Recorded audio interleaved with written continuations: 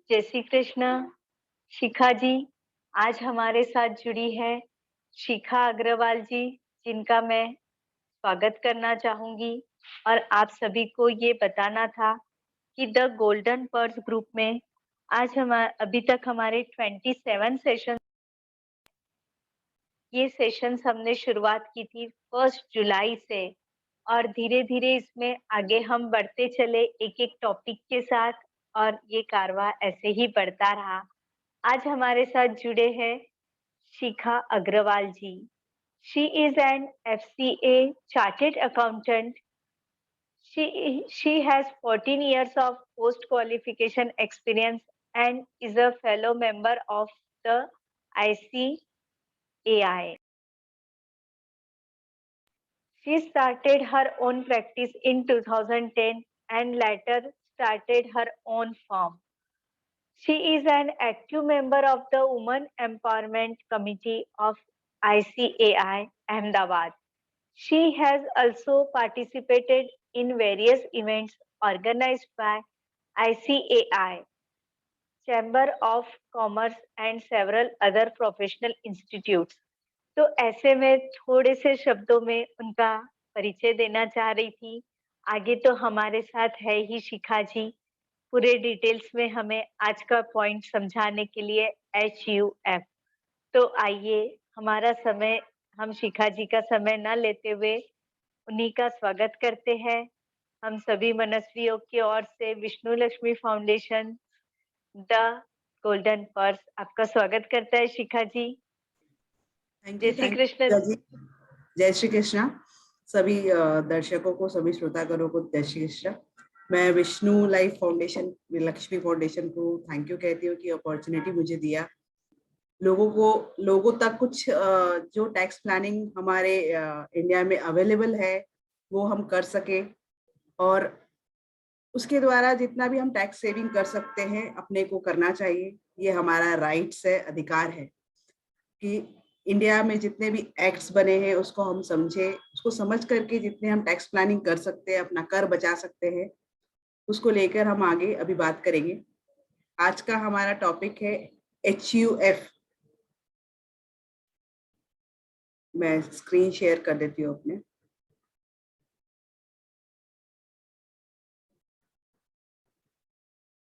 Hindu undivided family, ये क्या होता है?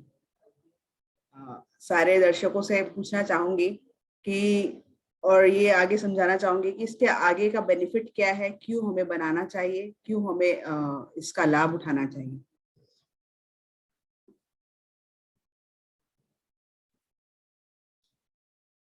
हम लोग HUF से क्या समझते हैं? जैसा कि इसमें हिंदू वर्ड लिखा है तो इसी से पता चलता है कि ये बेनिफिट हिंदू को ही मिला हुआ है। जिसमें हिंदू है तो सिख, जैन, सिख और बुद्धिज्म रिलीजन को भी ये मान्यता मिली है कि वो भी हिंदू अनडिवाइडेड फैमिली बना सकते हैं। लेकिन हमारे मुस्लिम भाई, पारसी भाई, क्रिश्चियन भाई को ये बेनिफिट नहीं दिया है सरकार ने।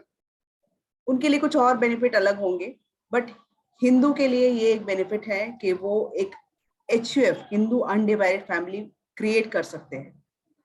कैसे क्रिएट कर सकते हैं? घर में कोई एक मेल मेंबर होता है, जैसे ही उसकी शादी हो जाती है उसकी रिस्पॉन्सिबिलिटी बढ़ जाती है, उसकी एक फैमिली हो जाती है जिसको एक नया नाम मिल जाता है। इनकम टैक्स एक्ट ने भी उसको एक रिकॉग्निशन दिया, मैरिज को एक रिकॉग्निशन देते हुए उसको एक बेनिफिट दी कि मेल मेंबर जो हैं वो अपना HUF क्रिएट कर सकते हैं। उसमें उनको कर्ता कहा जाता है और उसकी वाइफ को मेंबर कहा जाता है HUF का। और अगर उनके बच्चे हो बाद में, तो गर्ल चाइल्ड हो या बॉय चाइल्ड हो, दोनों ही उस HUF के मेंबर होते हैं। और गर्ल चाइल्ड जब तक कि उसकी शादी नहीं होती तब तक वो उस HUF की मेंबर होती है, मतलब अपने फादर के HUF की मेंबर होती है। जैसे कि आज हमारे घर में मान लीजिए मेरा बेटा है, उसकी शादी होती है तो वो अपना HUF बनाता है। मैं किसी से शादी करके आई तो मैं किसी के HUF की मेंबर बन सकती हूँ। मैं अपने फादर के HUF की मेंबर भी रह सकती थी, लेकिन बिफोर मैरिज, आफ्टर मैरिज मैं अपने फादर के HUF से निकल जाती हूँ और अपने हस्बैंड के साथ एक HUF फॉर्म कर सकती हूँ। वैसे ही मेरा बेटा एक HUF बना सकता है। After his marriage. और एचयूएफ में मेंबर होते हैं उसके वाइफ और बच्चे, और नीचे और भी बच्चों की वाइफ, जैसे कि ये है all the members in your family including your wife, children, उनके बच्चे, उनके वाइफ, ये सब मेंबर बन सकते हैं। मेल मेंबर जो है उनको को पार्टनर्स कहते हैं और फीमेल मेंबर्स को मेंबर्स कहते हैं। और जो मेन सीनियर मेंबर होता है उस एचयूएफ के, उसको कर्ता या मैनेजर, जो कि उस एचयूएफ के फंड्स को मैनेज करे, उस एचयूएफ के इनकम को मैनेज करे, तो उसको एक कर्ता वर्ड दिया गया है, उसको कर्ता कहते हैं। और जरूरी नहीं है कि सीनियर मोस्ट मेंबर ही करता रहेगा। अगर सीनियर मोस्ट मेंबर की हेल्थ सही नहीं है या अपने वो असाइन करना चाहते हैं जूनियर मेंबर को, तो वो उसको अपना कर्ता बना सकते हैं उनके कंसेंट के से। जैसे कि अगर इस फैमिली फोटो में आप देख रहे हैं कि दादा दादी, फिर उनके बच्चे और पोते पोतियां हैं, तो दादा, मान लीजिए दादा का एचयूएफ है यहाँ पे, तो दादा इज द कर्ता, मेन कर्ता। अगर वो उनकी हेल्थ सही नहीं है तो वो अपने बड़े बेटे को कर्ता बना सकते हैं। और ये सभी उनके मेंबर हो सकते हैं, जैसे खुद हस्बैंड वाइफ, उनके बच्चे, बच्चे की वाइफ, बच्चों के बच्चे, ये सब उस एचयूएफ के मेंबर हो सकते हैं। एचयूएफ बनाना क्यों चाहिए, क्या है बेनिफिट्स उसके? इनकम टैक्स बेनिफिट है उसमें। जैसे एचयूएफ को एक सेपरेट लीगल एंटिटी बताया गया है इनकम टैक्स एक्ट में। जैसे कि इंडिविजुअली आपका टैक्सेशन होता है, वैसे ही एचयूएफ के केस में भी सेपरेट पैन आता है और उसका इनकम भी सेपरेटली टैक्सेबल होता है। उसमें एचयूएफ अपना इनकम इन्वेस्ट कर सकता है शेयर्स में, फंड्स में, म्यूचुअल फंड्स में। और बेसिक एग्जेम्पशन लिमिट्स जो हैं, जो एचयूएफ को इंडिविजुअल को मिले हैं 2.5 लाख के, वही टैक्स बेनिफिट एचयूएफ को भी मिलते हैं। एचयूएफ भी डिडक्शंस जो 1.5 लाख का एटीसी में अवेलेबल है, वो एचयूएफ के केस में भी अवेलेबल होता है। तो आपके जो एडिशनल इनकम है, मान लीजिए आपका आप खुद इनकम कमा रहे हैं, सैलरी इनकम है, और आपको इंटरेस्ट इनकम भी आती है कहीं से, म्यूचुअल फंड से आपने इन्वेस्ट कर रखा है या फिक्स डिपॉजिट कर रखा है, वहां से इंटरेस्ट इनकम भी आती है। तो दोनों मिला के आपके सैलरी इनकम और इंटरेस्ट इनकम मिला के इनकम बढ़ जाती है। तो उस इनकम को आप डाइवर्ट कर सकते हैं एचयूएफ के नाम पे इन्वेस्ट करके, और एचयूएफ उस इनकम को असेस करेगी। आगे भी मैं आपको समझाऊंगी इसमें कैसे बेनिफिट मिल सकते हैं। ओनिंग अ हाउस, आज के दिन में इनकम टैक्स में लिमिट लगा दिया है कि एक इंडिविजुअल अगर 3 हाउस ओन करता है तो उसमें सेल्फ ऑक्यूपाइड वो 2 को ही बता सकता है, तीसरे हाउस को उसको डीम्ड लेट आउट बताना पड़ता है, और उसमें rental income, notional rental income के हिसाब से उसमें उसको टैक्स पेमेंट करना पड़ता है। बट अगर इंडिविजुअल भी प्लान करके चले कि मैं 2 हाउस ऑलरेडी ओन कर चुका हूँ और तीसरा बाय करने जा रहा हूँ, तो या तो वो अपनी वाइफ के नाम पे बाय करे, या तो एक एचयूएफ फॉर्म करके उसके नाम पे बाय करे, जिससे उसको फायदा मिलेगा कि जो तीसरा घर है सेल्फ ऑक्यूपाइड होने के बावजूद भी उस पर टैक्स, उसको नोशनल रेंट पे टैक्स नहीं देना पड़ेगा, और वो होम लोन बेनिफिट्स भी इंजॉय कर सकता है।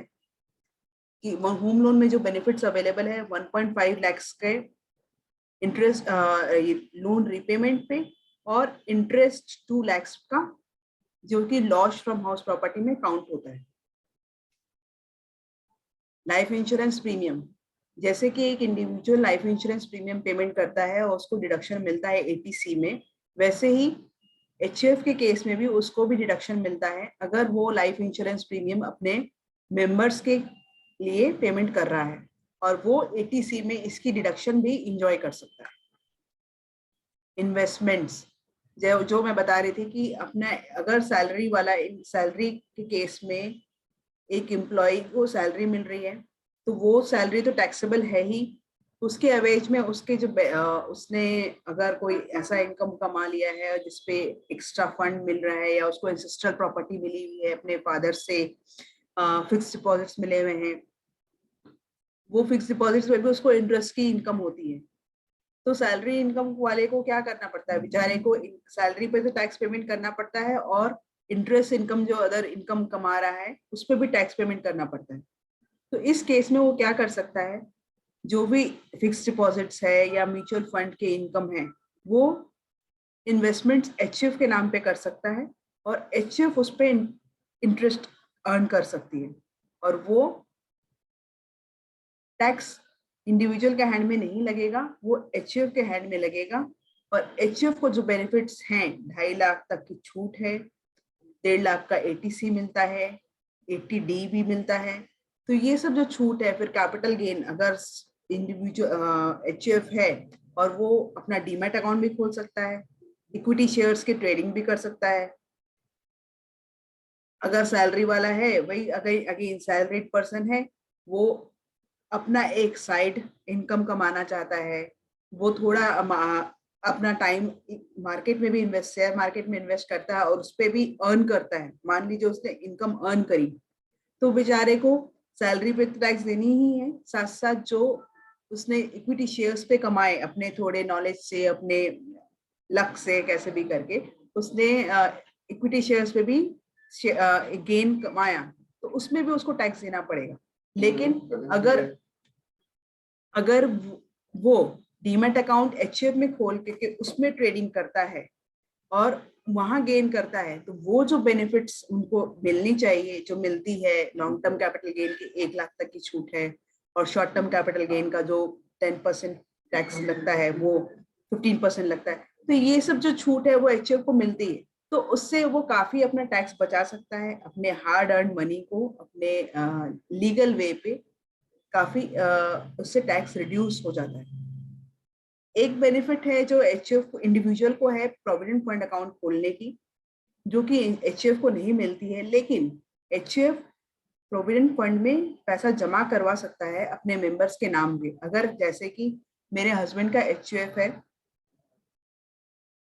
उसमें एचएफ अकाउंट से हमने उस प्रोविडेंट फंड अकाउंट में इन्वेस्टमेंट किया, तो वो जो इन्वेस्टमेंट अलाउड है एटीसी में, वो एचएफ भी इंजॉय कर सकता है। तो ये जो बेनिफिट्स एचएफ को एक्स्ट्रा मिल रहे हैं कि आपका जो हार्ड एंड मनी है, आप एटीसी में आप इंडिविजुअल एज अ इंडिविजुअल आपका 1.5 लाख पूरा हो जाता है, तो उसके ज्यादा तो आपको मिल नहीं सकता। तो आप क्या कर सकते हो, उसमें प्लान कर सकते हैं कि 1.5 लाख आपकी कैपेसिटी और है कि आप 1.5 लाख इन्वेस्ट कर सकते हैं एटीसी में, जैसे इंश्योरेंस प्रीमियम हो गया या ईएलएसएस स्कीम हो गई, टैक्स सेविंग स्कीम हो गई, ये सब स्कीम आप और भी इन्वेस्ट कर सकते हैं। तो आप एचएफ के नाम से इन्वेस्ट कीजिए ताकि वो एटीसी का बेनिफिट आपको एचएफ में मिले, और वो आपका लिमिट जो 1.5 लाख था वो बढ़ के 3 लाख हो सके। तो ये सब बेनिफिट्स आप इंजॉय कर सकते हैं एचएफ फॉर्म करके। हेल्थ इंश्योरेंस प्रीमियम भी, उसमें लिमिट होती है इंडिविजुअल के केस में 25,000 रुपए प्रीमियम, जो कि आज के दिन में बहुत ही छोटा प्रीमियम मैं बोलूंगी, क्योंकि आजकल हेल्थ इंश्योरेंस, हेल्थ सेक्टर काफी महंगा हो गया है। कोविड के बाद तो बहुत ज्यादा ही महंगा हो गया, तो सबको insurance premium, health insurance premium तो रखनी ही चाहिए। नहीं है तो आप वापस चेक कीजिएगा आपके पास कितने का सम एश्योर्ड का है, नहीं है तो वो आप चेक करके। और ये 25,000 प्रीमियम बहुत छोटा अमाउंट हो जाता है, तो लोग इसमें बेनिफिट ये है कि आप अपना सम एश्योर्ड और प्रीमियम बढ़ा करके पेमेंट कर भी रहे हैं, तो वो एंजॉय कर सकते हैं। आप आधा अमाउंट एचएफ से पेमेंट कीजिए और आधा इंडिविजुअल अकाउंट से पेमेंट कीजिए, ताकि वो लिमिट दोनों में आप इंजॉय कर सकेंगे। गिफ्ट इनकम, जो इंडिविजुअल के केस में भी छूट है कि 50,000 तक आपका अगर कोई इनकम गिफ्ट मिलता है तो वो छूट होता है इंडिविजुअल के केस में भी, जैसे कि इंडिविजुअल मैं हूँ, और एचएफ के केस में भी। और अगर हम किसी रिलेटिव से गिफ्ट रिसीव करते हैं तो वो कोई भी उसमें लिमिट नहीं होती है, कितने भी अमाउंट का आप मनी या प्रॉपर्टी रिसीव कर सकते हैं, लेकिन वो रिलेटिव से होना चाहिए। रिलेटिव की परिभाषा होती है, जैसे इंडिविजुअल के केस में हस्बैंड वाइफ, उसके भाई बहन, मम्मी पापा। तो एचएफ के केस में होता है उसके मेंबर। मेंबर कौन होते हैं एचएफ के? हस्बैंड, वाइफ, बच्चे, बच्चे के वाइफ, तो ये सब एचएफ के मेंबर्स होते हैं। तो अगर ये लोग आपस में गिफ्ट करते हैं किसी को, या मेंबर्स एचयूएफ को गिफ्ट करते हैं तो वो एचयूएफ के हैंड्स में टैक्सेबल नहीं होगा। इसमें लिमिट नहीं है, 50,000 की जो लिमिट जनरल लिमिट होती है वो नहीं लगती है। जैसे कि मान लीजिए मेरे पास एक्स्ट्रा फंड पड़ा है 1 लाख रुपए, तो मैं उसको क्या करूंगी, उसको अपने एचयूएफ में ट्रांसफर करके एज अ गिफ्ट डीड करके गिफ्ट मनी कर दूंगी। और वो फंड अगर एचयूएफ इन्वेस्ट करता है म्यूचुअल फंड में या शेयर्स में या कहीं भी, और उससे वो इनकम अर्न करता है, तो उस केस में वो इनकम प्योरली एचयूएफ का होगा, ना कि मेरा होगा। तो ये एक ट्रिक होती है जिससे हम अपना tax saving hard earn money को टैक्स पेमेंट से बचा सकते हैं। तो और क्या बेनिफिट्स होते हैं, जैसे रेंटल इनकम ऑन प्रॉपर्टी। आपके पास घर है, आपने उसको रेंट में लगाया, आपने अपने इंडिविजुअल के नाम पे खरीदा है घर और उस पर रेंटल इनकम आती है, तो रेंटल इनकम ऑब्वियसली हमेशा सबकी एक्स्ट्रा इनकम होती है ओवर एंड अबव उसका ऑलरेडी जो बिजनेस होता है या सैलरी इनकम होता है। तो इस केस में अगर एचयूएफ के नाम पे घर खरीदा हुआ हो और रेंटल इनकम आ रहा है, तो वो रेंटल इनकम एचयूएफ में काउंट होगा, ना कि आपके में काउंट होगा। तो इससे आप अपना इनकम डाइवर्ट कर सकते हैं। बिजनेस इनकम, एचयूएफ एक बिजनेस कर सकता है जिसका मैनेजर करता होता है, और उस बिजनेस में जो एक्सपेंसेस अलाउड होते हैं वो सब खर्चे बात करके जो एग्जम्पशंस लिमिट इंडिविजुअल को मिलती है, जो एग्जम्पशंस मिलते हैं, वो सारे एग्जम्पशंस मिलके, तो एक आपके पास अगर 4 बिजनेस है, चारों बिजनेस अगर आप अपने नाम पे कर रहे हैं तो उसमें टैक्स इम्पैक्ट ज्यादा होगा। लेकिन अगर आप उसमें से एक बिजनेस एचयूएफ के नाम पे कर रहे हैं तो उसमें आपको एक अलग पैन कार्ड मिल जाता है, एक अलग टैक्सेशन हो जाता है, तो उससे आप उस बिजनेस पे टैक्स सेविंग कर सकते हैं। रेमोरेशन करता को आप रेमोरेशन पेमेंट कर सकते हैं, तो कि बिजनेस एक्सपेंस में काउंट हो जाएगा। फैमिली मेंबर को भी आप सैलरी दिखा सकते हैं। लोन टू एचयूएफ मेंबर्स, मतलब अगर एचयूएफ के पास कैपिटल पड़ा है बिजनेस करने के लिए, या कुछ इन्वेस्टमेंट क्रिएट हुआ है, इनहेरिटेंस प्रॉपर्टी से मिली हुई है, या कैसे भी करके उसने क्रिएट कर लिया। आज 10 साल बाद मान लीजिए मेरी एचयूएफ आज के दिन में क्रिएट हुई थी और 10 साल बाद उसके पास अच्छा खासा कैपिटल हो गया, लेकिन 10 साल बाद मुझे खुद को उस फंड की जरूरत पड़ रही है, तो एचयूएफ मुझे इंटरेस्ट फ्री लोन भी दे सकता है, गिफ्ट भी कर सकता है, लेकिन एज अ लोन भी दे सकता है, और उसमें इंटरेस्ट नहीं चार्ज करता है अगर एचयूएफ, तो दैट इज वैलिड। और एचयूएफ किसी और को भी दे सकता है और इंटरेस्ट अर्न कर सकता है उस इनकम पे, उस पे इनकम, और वो टैक्सेबल जो स्लैब रेट पे जाकर के टैक्स स्लैब में जाना है, 2.5 लाख की लिमिट तक तो छूट है, उसके बाद आपको टैक्स भरना पड़ेगा, तो वहां भी आप टैक्स प्लानिंग कर सकते हैं।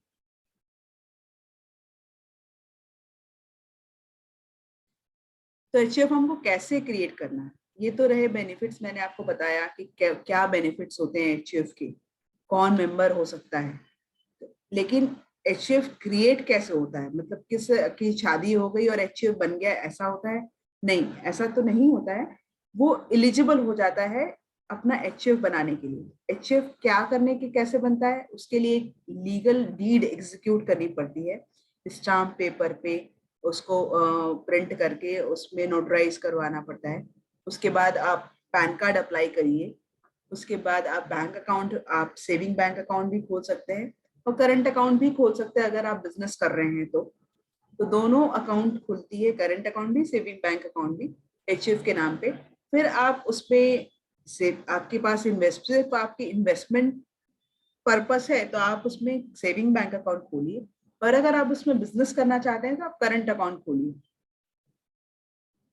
इससे आपका एचयूएफ फॉर्म हो जाता है। जैसे ही पैन कार्ड बना तो आपका एचयूएफ फॉर्म हो गया, फिर आप बैंक अकाउंट खोलिए। फिर बैंक अकाउंट खोल के उसमें कॉर्पस फंड, जैसे किसी इसमें ऐसा होता है कि कॉर्पस फंड से आप एचयूएफ में पैसा जमा करते हैं। वो कॉर्पस फंड कहाँ से आता है, अपने जैसे फादर गिफ्ट कर सकते हैं, रिलेटिव से गिफ्ट जो मिलता है वो टैक्स फ्री होता है, तो फादर 50,000 दे दिया, 1 लाख दे दिया, कैसे भी जितने भी अमाउंट का उनकी कैपेसिटी हो वो दे देते हैं, तो उससे एक एचयूएफ क्रिएट होके एचयूएफ के अकाउंट में पैसे आ गए, फिर वो उसमें से या तो इन्वेस्ट करे या बिजनेस करे, कुछ भी कर सकता है।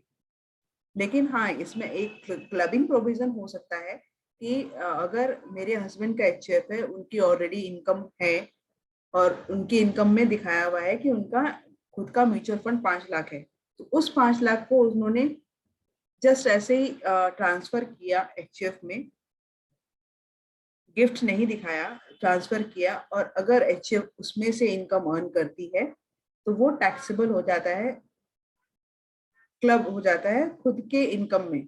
जैसे कि हस्बैंड ने गिफ्ट किया था तो हस्बैंड के इनकम में क्लब हो सकता है। तो ये चीज की ध्यान रखनी चाहिए कि अब हम किस तरह से ट्रांसफर कर रहे हैं।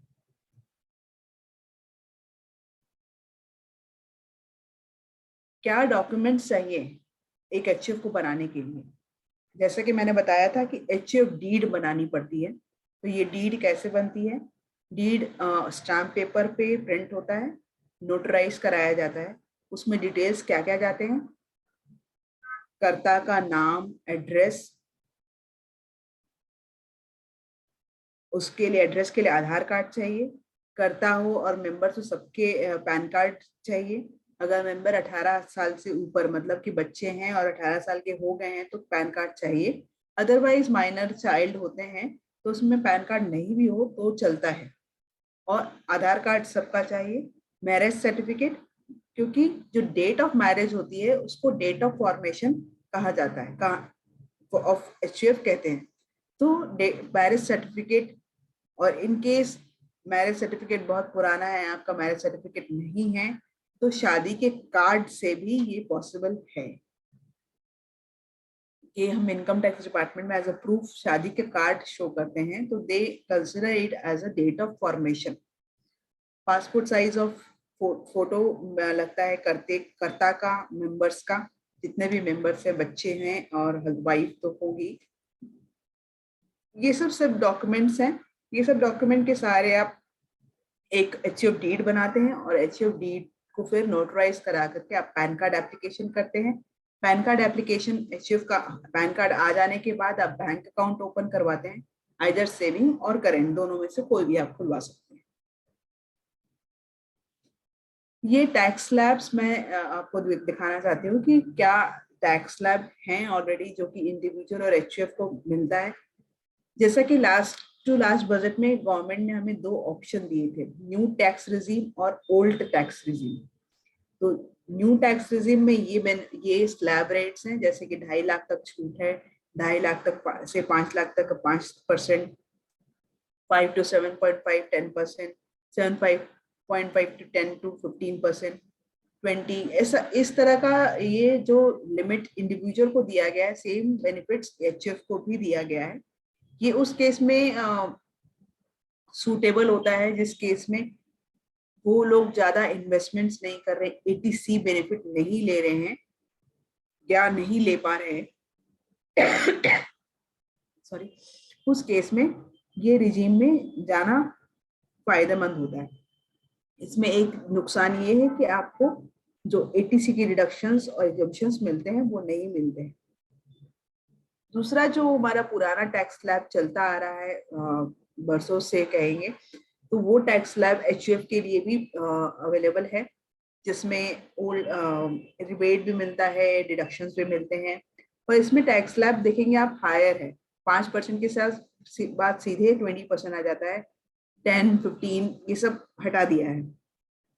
तो फिर भी ये टैक्स स्लैब फायदेमंद है अगर आप कुछ अपने इनकम का हिस्सा इन्वेस्टमेंट के तौर पे जमा करते हैं, या जैसे कि आप इंश्योरेंस प्रीमियम पेमेंट कर रहे हैं या म्यूचुअल फंड में इन्वेस्ट कर रहे हैं, कैसे भी, तो उस केस में ये स्लैब रेट फायदेमंद होता है। ये एक मैंने आपको इलिस्ट्रेशन बताया है कि कितना आप कैसे टैक्स सेविंग कर सकते हैं, कैसे हुआ।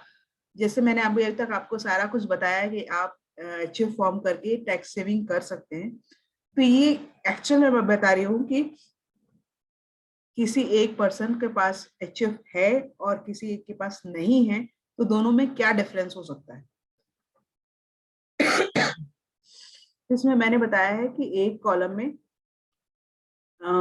लिखा है कि जिसके पास एचएफ नहीं है और एक है जिसके पास एचएफ है, तो सैलरी इनकम मान लीजिए उसके 20 लाख रुपीज ऑलरेडी है, तो दोनों केस में उसको 20 लाख पे तो टैक्स भरना ही भरना है। उसके अलावा उसको प्रॉपर्टी रेंट भी आती है। तो जिसके पास एचयूएफ नहीं है वो क्या करेगा, वो उसके पास तो प्रॉपर्टी रेंट उसको खुद के अकाउंट में लेकर के उसमें ही टैक्स भरना पड़ेगा। बट जिसके पास वो थोड़ा जो प्लान करके चल रहा है वो एचयूएफ इनकम, वो एचयूएफ फॉर्म करके वो रेंटल इनकम एचयूएफ में ले सकता है। जो प्रॉपर्टी की डिडक्शन स्टैंडर्ड डिडक्शन मिलती है वो तो दोनों को ही मिलेगी, इंडिविजुअल के केस में मिलेगी, एचयूएफ के केस में मिलेगी। तो प्रॉपर्टी इनकम देखिए यहाँ पे 4.2 लाख दोनों के केस में टैक्सेबल है। इंडिविजुअल अगर एचयूएफ नहीं है तो उसके खुद के अकाउंट में, अगर एचयूएफ है तो उसके एचयूएफ के अकाउंट में। और बीच का कॉलम देखिए खाली हो गया है वहां पे, क्योंकि उसने डाइवर्ट कर दिया अपने इनकम को एचयूएफ के अकाउंट में। तो total taxable income first case में 24 लाख 20 हजार होता है, जिसके पास एचयूएफ उसको 20 लाख देने हैं और 4 लाख 20 हजार एचयूएफ से देने हैं, दो अलग अलग पैन कार्ड से। और उसने क्या किया, डिडक्शन उसके एटीसी के डिडक्शन जो इन्वेस्टमेंट्स है 1,50,000 का, उसने अपने इंडिविजुअल अकाउंट से भी किया और एचएफ के अकाउंट से भी उसने सेविंग करी। तो दोनों के केस में उसको वो बेनिफिट मिलती है। तो नेट टैक्सेबल इनकम उसका घट जाता है 18.5 लाख और 2,70,000, जिससे कि उसको टैक्स सेविंग होती है एक साल में 1,27,540। तो ये आप देखिए सिंपल सा एक ट्रिक लगा करके आप अपने हार्ड अर्न मनी को बचा सकते हैं। 1,27,000 की टैक्स सेविंग हो रही है।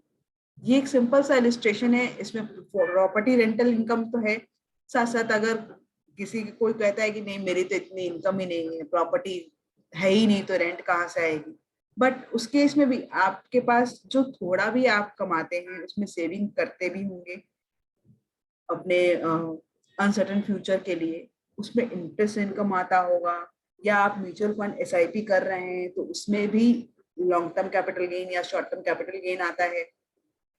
तो वो सब भी अलग अलग टैक्सेबल होता है आपके केस में। तो वो आप बेनिफिट इस एचएफ के बेनिफिट उठा करके उसको प्लान कर सकते हैं, उसके नाम पे एचएफ के नाम पे इन्वेस्ट करके उसमें इनकम कमाइए और आप उसमें टैक्स सेविंग्स का फायदा कर सकते हैं। तो ये मैंने एक इलिस्ट्रेटिव लिस्ट बनाया कि कैसे आपको अपना टैक्स सेविंग करना चाहिए।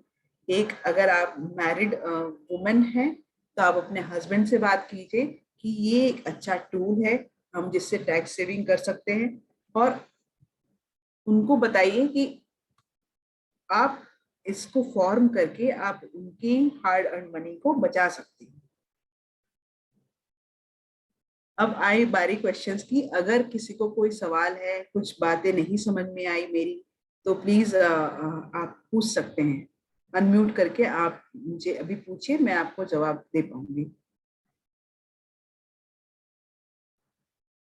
दीदी यहाँ चैट बॉक्स में कुछ क्वेश्चंस है, क्या मैं रीड कर दूं? मैं और पढ़ लेती बाकी हूँ। भी जी दीदी।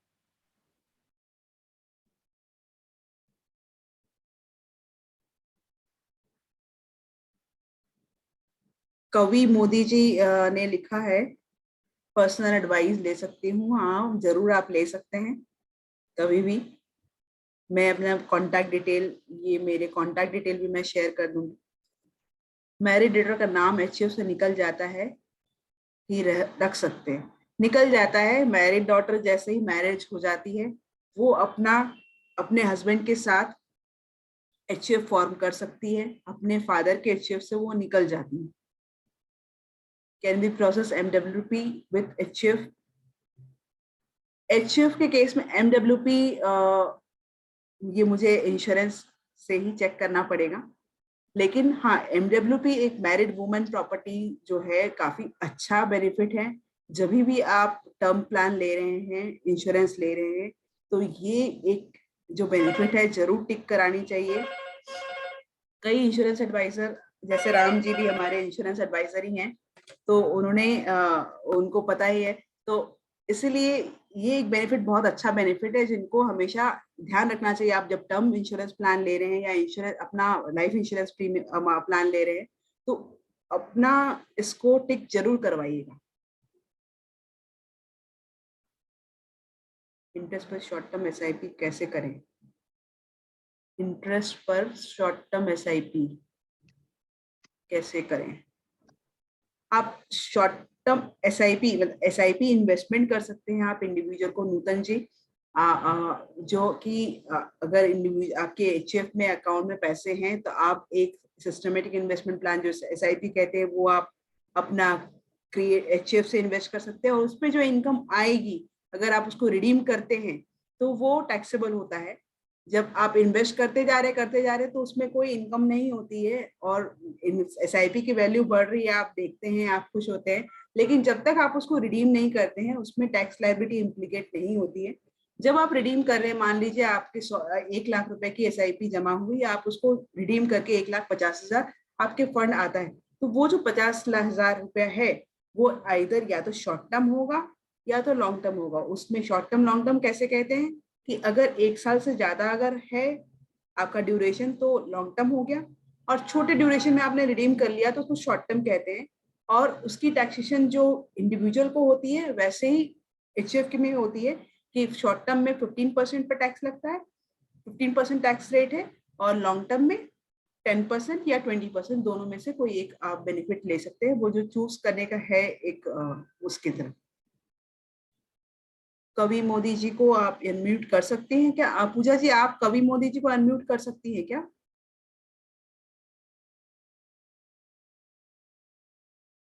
Hello hello hello. हाँ हेलो मैडम। हाँ बताइए। हाँ मैडम, मेरा टोटल इनकम जो होता है वो करीबन मतलब मेरा 8 लाख का मेरा ये है पेंशन है।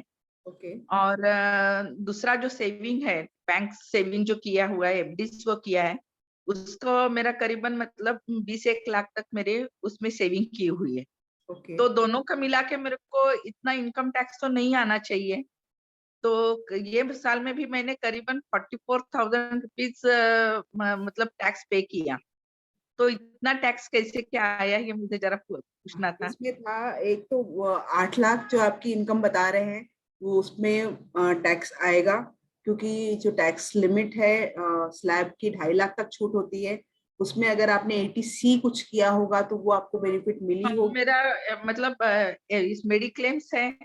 अच्छा। दूसरी, हाँ दूसरी में तो मतलब लेकिन वो जो एसआईपी। आप 20 लाख का इन्वेस्टमेंट बता रहे हैं उसमें भी आपको इनकम आया है क्या? हाँ, उसका ब्याज आता है कुल। अभी तो ब्याज तो काफी कम हो चुका है ना, 5-5.5% तक का ब्याज आता है, उसमें ज्यादा तो आता नहीं है ना। लेकिन बैंक फिर में भी रखा जो है। ब्याज आया होगा वो आपको फिर टैक्स लगा होगा, क्योंकि 5 लाख से ऊपर 20% का रेट आ जाता है। अच्छा। तो 5 लाख जैसे ही आपका क्रॉस कर गया ना, मान लीजिए आपका इनकम 8 लाख तो ऑलरेडी बता रही है आप, और उसके अलावा अगर 50,000 भी इनकम आपकी इंटरेस्ट इनकम आती है तो उस पर 20% सीधा टैक्स लग जाता है। तो 50,000 का 20% मतलब 10,000, तो वो 10,000 पे तो आपको टैक्स देना पड़ गया ना, तो 10,000 रुपए। 10,000। हाँ तो लेकिन ये तो 44,000 आ गया ना हाँ मैडम। नहीं, वो तो मैडम आपको उसमें देखना पड़ेगा मुझे कि कितना करके, लेकिन मैंने क्योंकि 8 लाख पे ऐसे तो आप देखेंगे तो टैक्स कितना बनता है, 72,500 रुपया तो 8 लाख पे ही लग जाता है, अगर आपकी कोई वो नहीं है, एटीसी नहीं है, थोड़ी मोड़ी एटीसी है तो वो उतना से कम हो जाएगा टैक्स। तो 44,000 हिसाब से मेरे हिसाब से सही लगा होगा। फिर भी तो एक बार कहते हम हैं कि अभी एटीसी में क्या क्या आता है। LIC प्रीमियम आता है, अच्छा। और टैक्स सेविंग लेकिन बॉन्ड। अभी तो ओवर एज होने के लिए अपने को एलआईसी भी तो नहीं निकाल सकते ना मैम। अभी मैं 67 रनिंग हूँ। हाँ नहीं, तो उसमें आपका ELSS स्कीम होती है, म्यूचुअल फंड्स, उसमें भी आप जमा कर सकते हो। उसमें कोई एज की जरूरत नहीं, एज का ऐसा कुछ नहीं होता है कि आपको बहुत महंगा पड़ता। वो SIP जैसा ही होता है, और उसमें इन्वेस्ट करिए आप उसमें, लेकिन 3 साल की लॉक इन पीरियड होती है, आप उस पैसे को 3 साल के बाद निकाल सकते हैं। मैंने वो भी किया हुआ है मैम। अच्छा।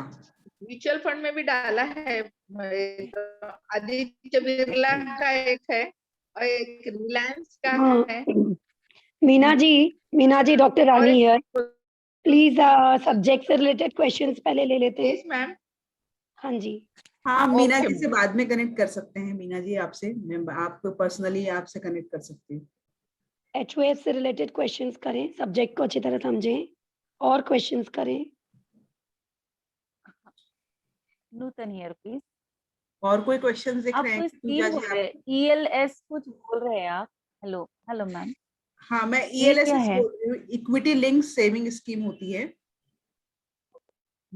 जिसमें 3 साल का तो ये लॉक कहाँ इन। करना होता है? ये म्यूचुअल फंड आप जैसे बाय करते हैं ना कहीं से ओके, भी, म्यूचुअल। वैसे आप बाय कर ओके ओके। सकते हैं।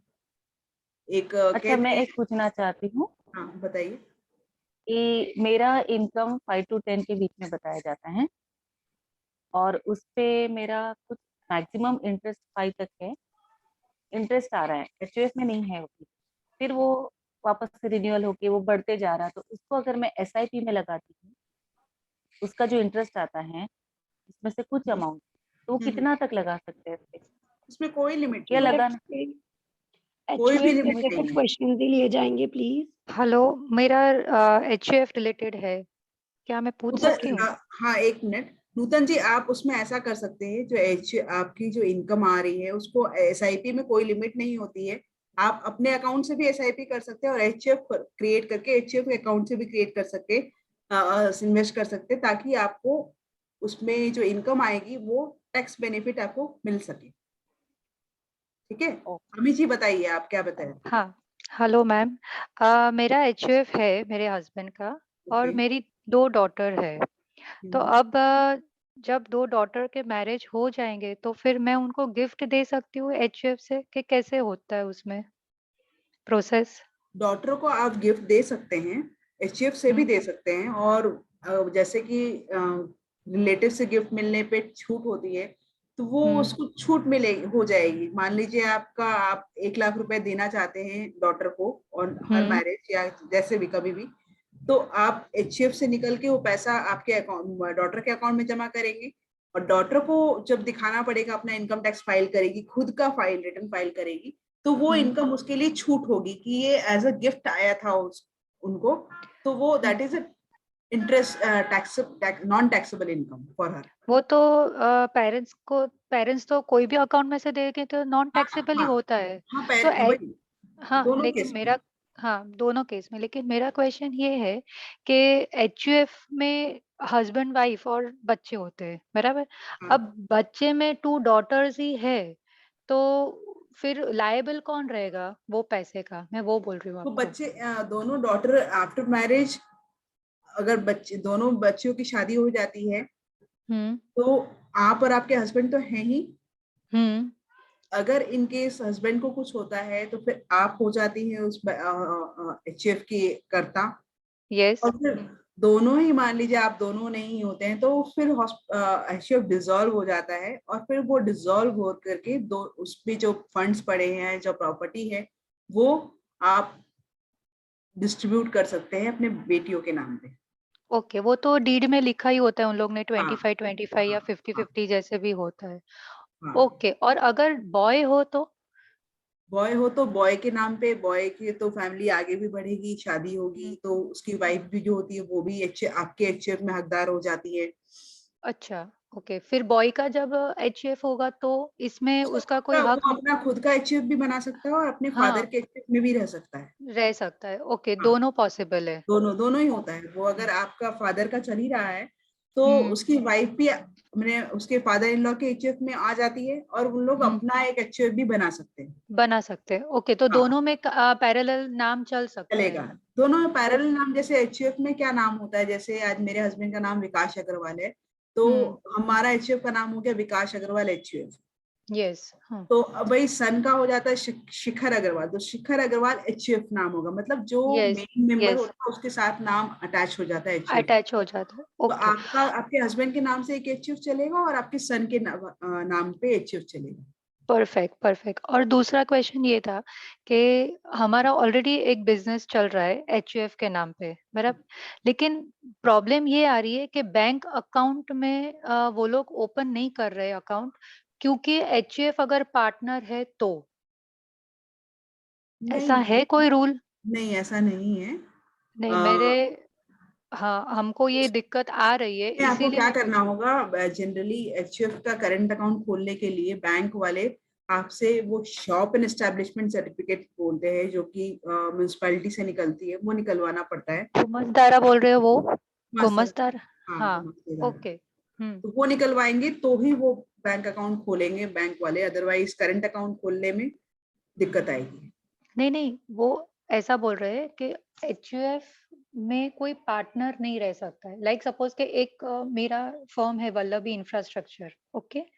तो उसमें मैं पार्टनर हूँ, मेरे हस्बैंड है और जिगर जी शाह एचयूएफ पार्टनर है। तो वो ऐसा बोल रहे हैं कि एचयूएफ कभी पार्टनर नहीं हो सकता है। उसका या तो फिर इंडिविजुअल फर्म होगा, तो उसका बिजनेस होगा। बाकी अगर पार्टनरशिप में उसका नाम है, तो हम लोग करंट अकाउंट नहीं ओपन करेंगे, वो फर्म का। आप समझे मेरा नहीं, क्वेश्चन? ऐसा मैं समझ रही हूँ, ऐसा नहीं होना चाहिए। अगर मुझे पार्टनरशिप डीड के में वैलिड लिखा है और हाँ, सेपरेट लीगल एंटिटी है एचएफ में, तो वो बन हुँ, सकता है पार्टनर। इसमें हुँ, बैंक को थोड़ा कन्विंस करना पड़ेगा, उसमें जो भी ऑफिसर्स है उसको बात करके, कि शायद उनको ना पता हो ओके। या कुछ भी क्योंकि है तो वो बताए कि क्या लीगल इम्प्लीकेशन है जो आप नहीं कर रहे हैं।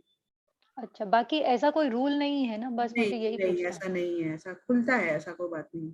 Okay, thank you very much, thank you. Thank you.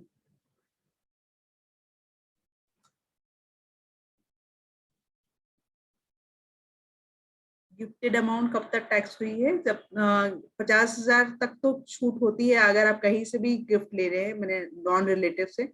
और अगर रिलेटिव से मिल रहा है आपको गिफ्ट, तो 50,000 के ऊपर का कोई भी अमाउंट आप ले सकते हैं, 50 लाख हो, 5 करोड़ हो, कुछ भी हो, फ्रॉम रिलेटिव मिलता है तो उसको नॉन टैक्सेबल ही होता है। हेलो, हाँ कवि जी बताइए। कैसी है? बस बस बताइए बताइए। अच्छा, मेरे को ये क्वेश्चन था कि मेरे फादर ऑफ हो गए, उनकी एसएम मोदी एचयूएफ का फर्म था। मीन्स की एचएम एसएम मोदी एचयूएफ का अकाउंट था। तो बैंक वाले उस टाइम हमको ऐसा बोल रहे थे कि आपके फादर ऑफ हो गए, तो अभी आपको जो कर्ता बनाना है वो सिर्फ जेंट्स बनाना है। उस टाइम उन्होंने मेरे ऐसे करके उन्होंने 3 साल तक वो अकाउंट वो ऑपरेट नहीं करने दिया। फिर अभी मेरे को मालूम चला कि वो फर्म यानी एसएम मोदी एचयूएफ में कर्ता वाइफ हो सकती है। कर तो फिर हमने वो करवाया, तभी ये मेरे को ये हुआ। तो पहले ऐसा कुछ रूल्स पहले था था, क्या? पहले था वैसा। हम्म। गवर्नमेंट की तरफ से ये नहीं, मतलब कभी आया दिमाग हाँ में कि हाँ क्या होगा अगर कोई हाँ मेल मेंबर ऑफ हो जाते हैं, मेल मेंबर हाँ नहीं होती थी, क्योंकि पहले के जमाना में वो ऐसा कोई फैमिली जिसमें बॉय चाइल्ड ना हो, नहीं हो, ना भी ऐसा हाँ। नहीं होता था। आज के जमाने में हम्म, हम गर्ल चाइल्ड को प्रमोट करते हैं हम्म, और कोई हम्म, फर्क नहीं पड़ता कि अगर मेल हम्म, नहीं है। तो गवर्नमेंट ने भी उस चीज को एक्सेप्ट किया और फिर रूल्स में अमेंडमेंट लाए कि हम्म, बाद में अगर आपकी फैमिली में कोई मेल मेंबर नहीं बचता है, तो वाइफ या फिर अनमैरिड डॉटर को भी आप कर्ता बना करके उसको ऑपरेट कर सकते हैं। अच्छा, और दूसरा मेरे को ये जानना है, सॉरी आपको ज्यादा नहीं नहीं बोल रही हूँ, नहीं, नहीं मगर मेरे को ये जानना है कि मैं जैसे मेरी मम्मी अभी करता हो गए, मगर बीच का जो 3 साल का मम्मी का अकाउंट था, वो उसमें इनकम जैसे बिजनेस कर रहे हैं तो इनकम ज्यादा है, तो वो इनकम हम एचयूएफ में अभी मम्मी करता बन गए तो उसमें डाल सकते हैं। डाल सकते हैं। तो दोनों में इक्वल हो जाएगा तो टैक्स हाँ डाल थोड़ा सकते हैं, इसमें बस आपको एक गिफ्ट डीड करके डालेंगे तो आपको वो क्लबिंग प्रोविजन नहीं आएगा। यानी किस तरह से करना गिफ्ट पड़ेगा? करके करना होगा, गिफ्ट करना अ, पड़ेगा। पर मम्मी मम्मी के नाम से जो हाँ दूसरा फर्म में मम्मी का है, हाँ, तो मम्मी मम्मी के नाम उसको से आप गिफ्ट एचयूएफ में ट्रांसफर कर दीजिए as a gift. As a gift deed बना के। हाँ, अच्छा, तो वो कब फिर आप कहाँ दोनों तक? में आप डाइवर्ट कर सकते हैं इनकम। अच्छा, दोनों में डाइवर्ट कर सकते हैं। और वो कहाँ तक की लिमिट कुछ होती है इसमें नहीं, कुछ? कोई लिमिट नहीं है। अच्छा, गिफ्ट में कोई लिमिट नहीं है। नहीं, रिलेटिव से गिफ्ट में, जैसे एचयूएफ और एचयूएफ के मेंबर दोनों आपस में रिलेटिव कहलाते हैं। अच्छा, okay, thank you. Thank you. या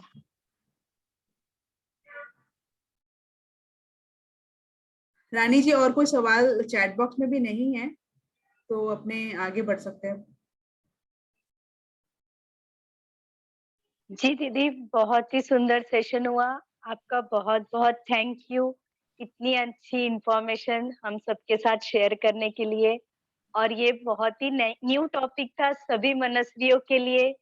तो आशा है आप सभी उससे जान पाएँगे और आगे उसका यूज़ कर पाएँगे कि कैसे ये इतना इम्पोर्टेंट था आज का टॉपिक। तो ज़रूर से आप सभी का थैंक यू एक बार फिर से और हम आशा करते हैं कि आगे भी हम आपसे जुड़े रहेंगे द गोल्डन पर्स प्लेटफॉर्म के साथ। जल्द ही ये सेशंस यूट्यूब पर भी अपलोड हो जाएंगे, तो आप अपने बाकी फ्रेंड्स के साथ भी ये लिंक शेयर कर पाएंगे। Thank you very much.